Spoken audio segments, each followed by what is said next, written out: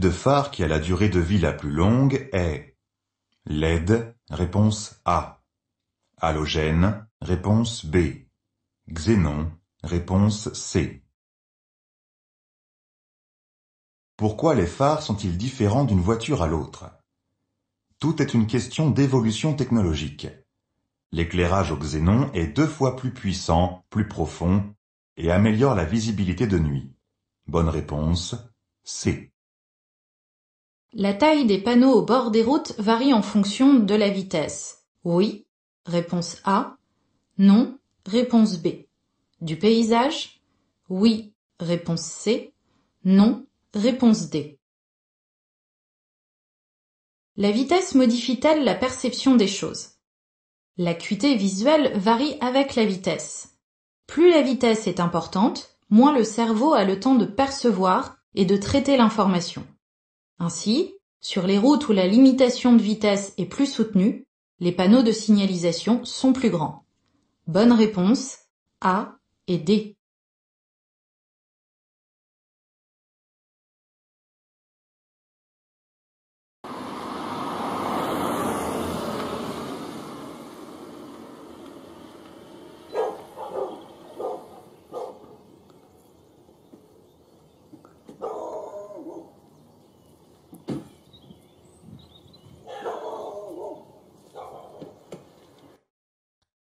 Première arrivée sur les lieux d'un accident. Je dois, dans l'ordre, protéger les lieux, contacter les secours, secourir là où les victimes, réponse A. Contacter les secours, protéger les lieux, secourir là où les victimes, réponse B. Secourir là où les victimes, contacter les secours, protéger les lieux, réponse C.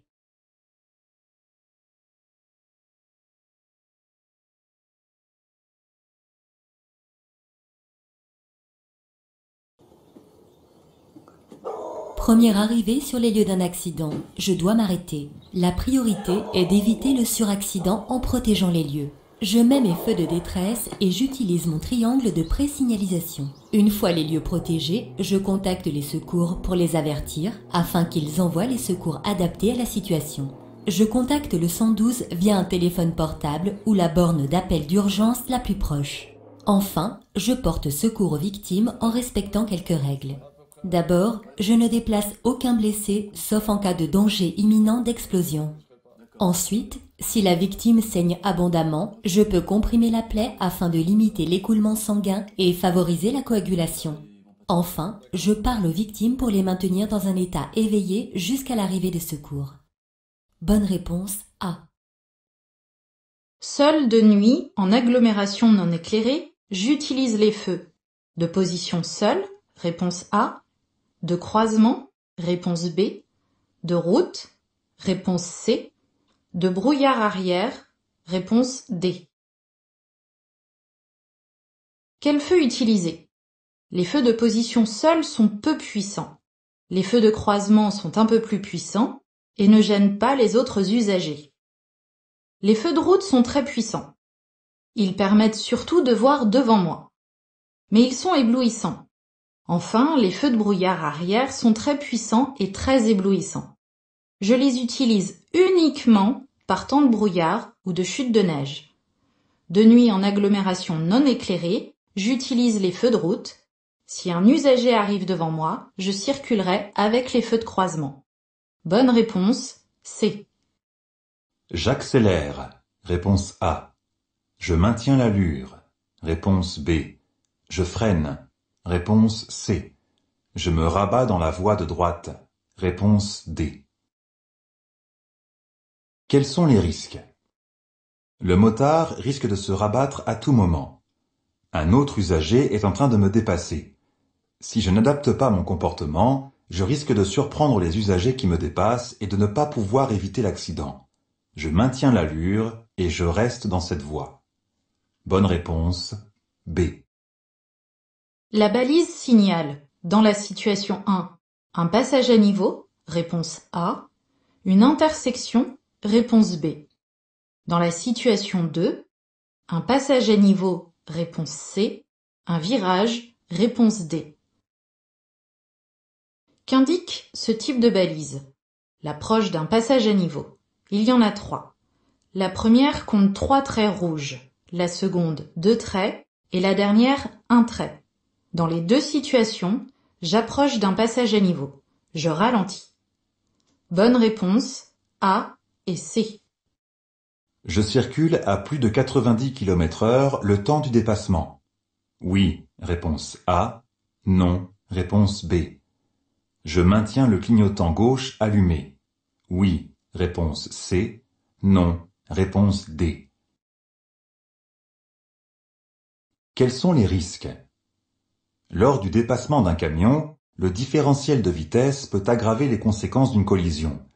De plus, à la fin du dépassement d'un camion, je risque de faire des écarts de trajectoire. La vitesse est limitée à 90 km/h maximum, quelle que soit la manœuvre effectuée. Je maintiens le clignotant allumé pour que les usagers qui arrivent puissent comprendre la situation. Bonne réponse B et C.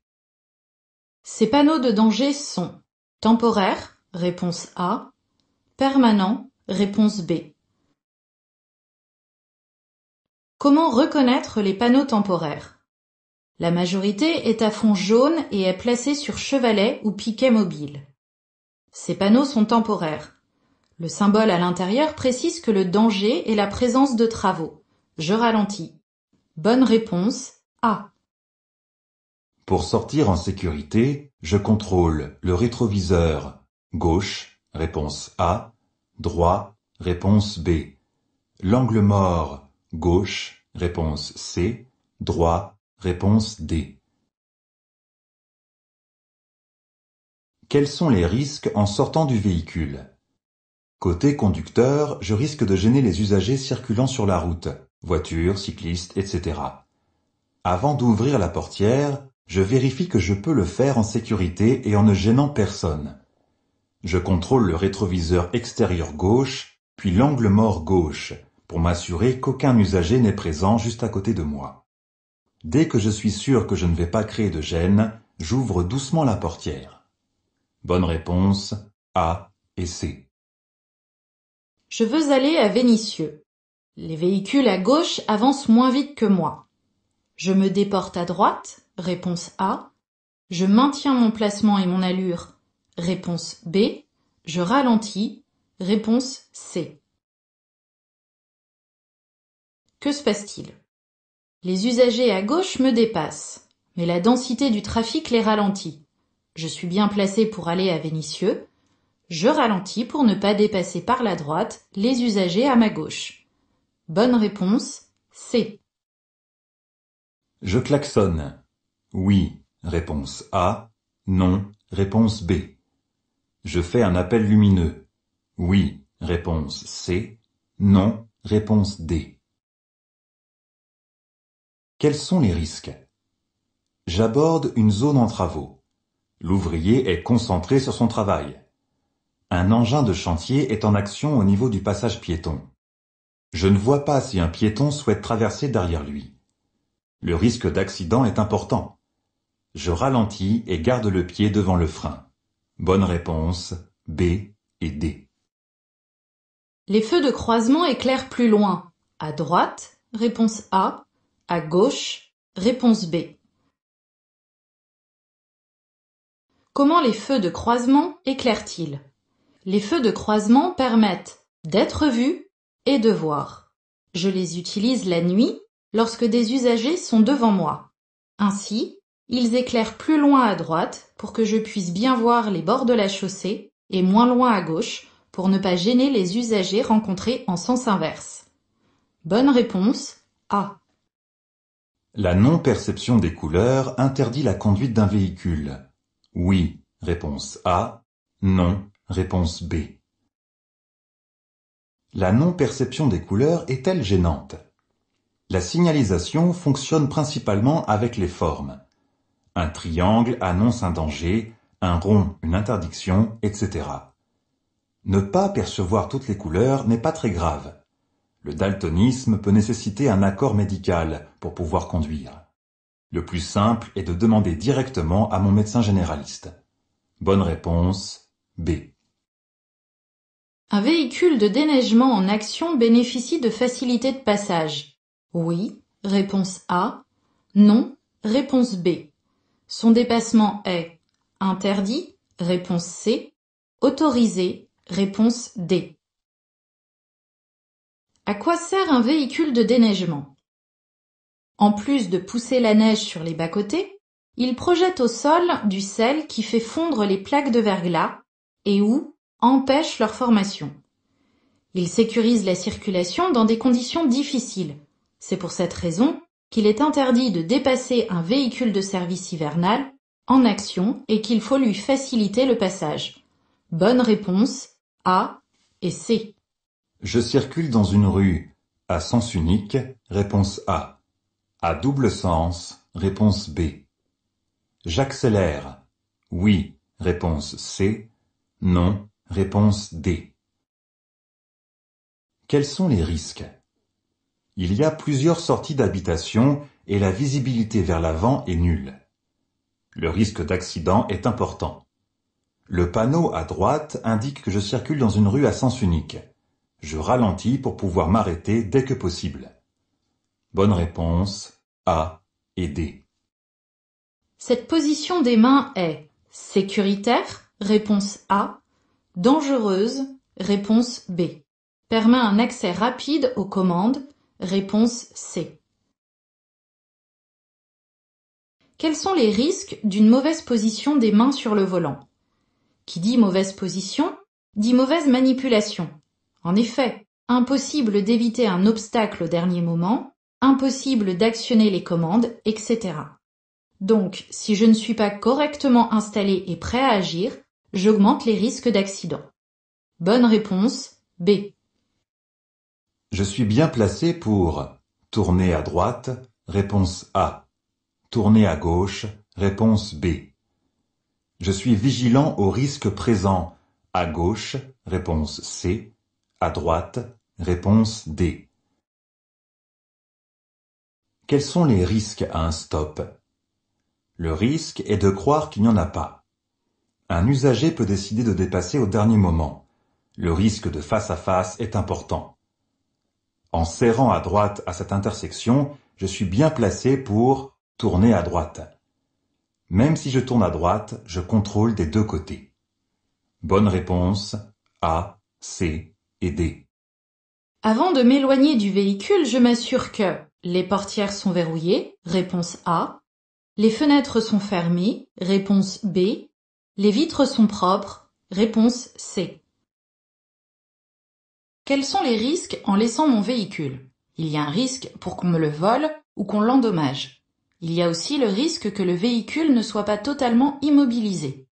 Je m'assure d'avoir enlevé tout équipement qui pourrait tenter les voleurs. J'enclenche bien le frein à main pour que le véhicule soit bien immobilisé. Je vérifie que les fenêtres sont toutes fermées. Et pour finir, je vérifie que les portières sont verrouillées. Bonne réponse A et B. La balise 1 indique un obstacle, réponse A, une intersection, réponse B. La balise 2 indique un virage particulièrement dangereux, réponse C, un chantier en cours, réponse D. Qu'indiquent ces balises? Ces balises indiquent que je dois adapter mon comportement et que je dois rester vigilant. La première signale un obstacle permanent. Le plus souvent, il s'agit d'un muret. La seconde signale un virage particulièrement dangereux. Bonne réponse A et C. Je peux conduire en ayant pris un médicament de niveau 3. Oui, réponse A. Non, réponse B. Qu'est-ce qu'un médicament de niveau 3?